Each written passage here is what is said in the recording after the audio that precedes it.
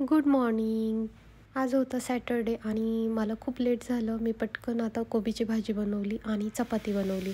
तर चपात्या अशा करून घेते मी अगोदर, नंतर भाजते. त्याने वेळही कमी लागतो मला चपाती करायला. त्यानंतर टिफिन भरून नाश्ता करून मग मी निघाले ऑफिसला निघाले. रात्री घरी येताना असं मस्त चहा घेतला सगळ्यांनी सोबत आणि मग मी निघाले घरी. खूप लेट झालं होतं. मग आदित्यला कॉल करून सांगितलं होतं की तू आता काहीतरी बनवून ठेव. आज मला स्वयंपाकाला सुट्टी म्हणून मी होते खुश. आले आदित्यने मसाले भात केला होता आणि त्याच्यानंतर मी भेळ पण आणली होती. मटकी दिली का जोक केला काय कळा नाही. बेळेपेक्षा मटकी जास्त आहे.